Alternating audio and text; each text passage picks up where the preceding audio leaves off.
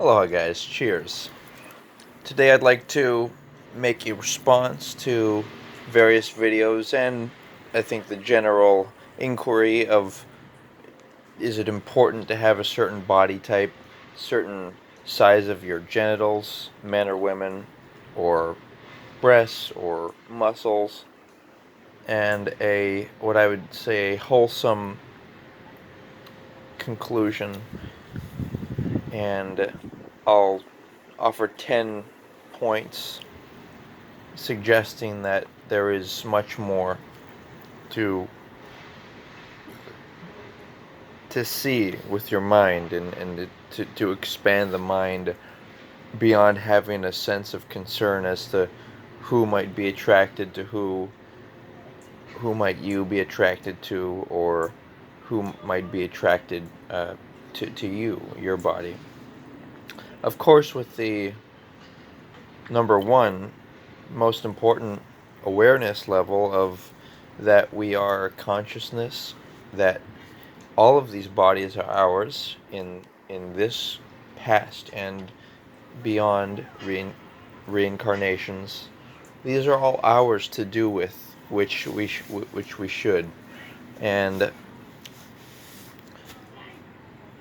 part of it has to do with practicality, and part of it has to do with also enjoyment and physical intimacy and compatibility. But yes, number one is that we are all together on this. If you look around at people with an elevated level of consciousness, you want good for people, and you want them to have nice lives and meaningful, significant others and relations. And the term I use is the dream mate. Some people might say soulmate, just somebody who you don't have to be nervous all your life about who am I going to be with, will this person be with me, will they like me, are they attracted to me. None of that. It's just a higher consciousness of, these are all of our all these bodies are ours, and we get to refine them and define them. And for example, you can invest. If you don't like your body, just don't procreate. Use your money, use your time to invest in the upbringing of other people's perhaps children, and then those grandchildren that they might have might in turn end up being you. But it's a I'm approaching it from a scientific, objective way of what type of body do you like. It's a fact what you find attractive. That's a fact in your life. And so what you want is, you want your whatever it is. And you are you. You are all that is. So let's refine our bodies. Number two, the awareness that you don't want to be with somebody unless they're attracted to you. And it's better to be with no one than be with someone who you're not attracted to, both mentally and physically. And the way you can define that is, would you give oral sex to this person? Would they vice versa? That's a big determining factor. Like, for example, you wouldn't do that with a prostitute, men or women, and so that's a good factor right there to gauge. Um, and it's also a trick to be much more selective. You want to be more selective in life. Number three, let's say uh, for men or women, genitals, does size matter? There are some videos online where guys will go interview some women, and with the curiosity of, but it goes vice versa. It's just as relevant how the tightness or depth or dimension of the vagina as it is the penis, the VV and the PP, quote unquote, and so, but it's really it's something to be aware of and cognizant of. Like, women should know what they find desirable. They should use sex toy dildos to determine that what type of size they like, and also men and women should do uh, exercises, perhaps daily masturbation and strengthening and clenching of the sex organ muscles in order to, and like, of course, general health, but in particular, and also using like olive oil or coconut oil to massage and use healthy natural products that you want yourself to be able to satisfy yourself, and also touch yourself erotically, like before you masturbate. Don't just get right into it, because you want to set the scene and make it so you look forward to it, and that it's that you're able to satisfy yourself and not be hoping for somebody else. You don't want to put yourself in a position where you're desperate or seeking another person to satisfy your urge, that leaves you vulnerable to them, that they can have power over you. So that's number three. The understanding that you want to be with someone who there's a mutual attraction, and also realizing that there's a variety. And number four being that it's not about, is anyone attracted to you, like, oh, does size matter in a generic sense. No, it's this very specific sense of,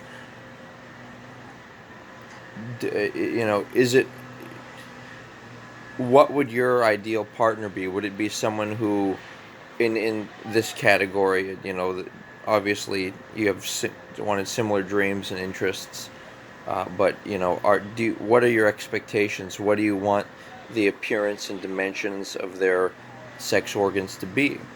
And of course, health plays a role. So much so, I would say that the most attractive thing in a person is always their their level of youthfulness, and size of size and appearance of the body is actually secondary compared to your overall skin and your health. And so there are obviously ways to take care of yourself and make your body desirable just based off of the overall appearance. And and and number five is that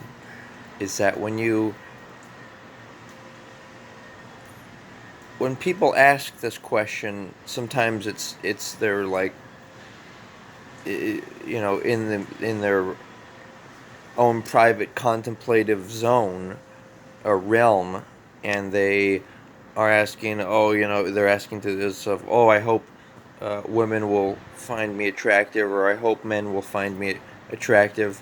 And this is, there is no, in my awareness or mode of thought, there is no hoping or this and that. There's only clarity.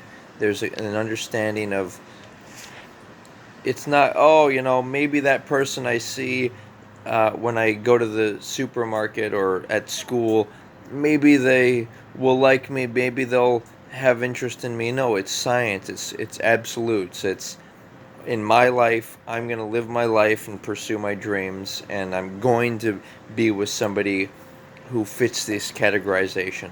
Maybe they're a certain ethnicity, or other specific details about their body, their physical body.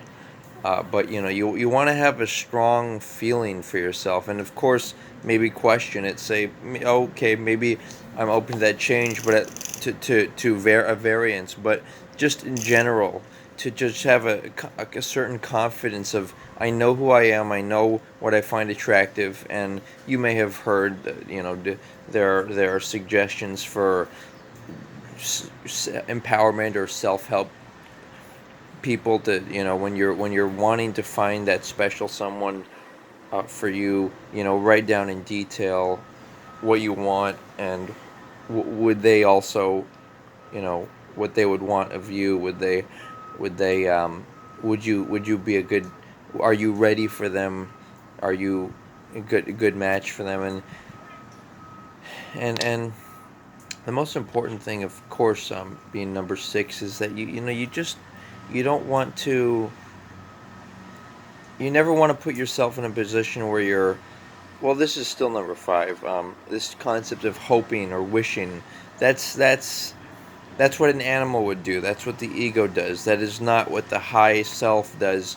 The high self looks at a body maybe that you're in and other people's bodies, and wants good, wants refinement, wants collective progress. So, for example, I'll make this number six. Let's say it's an extreme. Maybe your body is either disfigured or not properly made up, or maybe you're handicapped. Maybe you can't even engage in sexual activity. It really is inconsequential, because what your job will be to do is to invest in the future, invest in your next incarnation and others, because, excuse me, life is really about concepts. It's really about, let's just say for a moment that the body is like a car. It's about, okay, what do we have to do to improve on this car? And and so it's an intellectual thing. It's like, how do we, and make it a community thing too, not just battle for the fight of the fittest, and all this natural selection. No, no, no. Let's make it artificial selection, where we're maybe improving on each other's bodies by, deciding as a group, oh, maybe this couple has great genetics. They can have more children. What I mean, there, of course, what I'm describing is a little to one side of the bell curve. It's like, certain things uh, that people would do. It's not, that people should be forced to do. Everyone has their life and has their rights and freedoms. Uh, but I'm just expressing. So number seven is specific traits, like, for example, women's, for them to have comfortable childbirth. You need certain elements in play. You need, in order to get a result. It's science. It's empirical. Maybe wider hips, for example, and a PP and VV have to be of a specific dimension in order to match completely. Like, for example, in women, they have like a different sensation spots. They have like the A spot in the end of their vagina, and so it's a question. There is a question of whether the PP will match the VV in that sense. And, like, if you really think about it, I think most people find this is number eight. Most people find each other attractive, believe it or not. Like, whether they're all the variety of body types or sex organs, I think most people find attractive. Like, for example, men and women like all different types, and like men, for example, they might not be as concerned if they the woman's VV isn't so tight. For instance, just to have a sense. I mean, of course, maybe, but people get to decide that as individuals, and it's important to realize that that's an individualized process of selection, and what people do with their bodies and lives, and that the overarching thing should be marriage, the concept of marriage. And people might think it's actually lukewarm, or they use terms like maybe puritanical to wait for marriage, but I think it's an indication of self-control, of patience, and of passion, that you're not wanting to dilute your efforts and energies and your sexual desire, and you're wanting to please someone. You don't want to just give that to various people, but you want to wait for the right person so you can give them your whole soul. In the in the sense of, I compare it to a person wanting to maybe be sexual physically with someone. I like the idea of wanting to consume somebody's soul and just look into their eyes and hold them and be with them throughout each day in their lives. That, I think, is a more powerful or compelling force, especially with daily self intimacy, masturbation, orgasm activation of the second chakra. Guess what happens? You go beyond that desire, and you start to seek a more advanced level of connection and interaction with the world, the universe at large, and in particular the person. So that what I'm saying is, the ego might think that, it wishes you had a certain body, or it wishes that, it hopes that this and that, but the at a higher level it should be more organized and more scientific in terms of what love is, and it should be a question of compatibility and also commitment to each other and your dreams. And number 9 is to, like I say, it was stating earlier, to feel good about people. Like, let's say, for example, you see people and you think they have desirable traits, and then maybe they're wealthy or they're healthy and etc.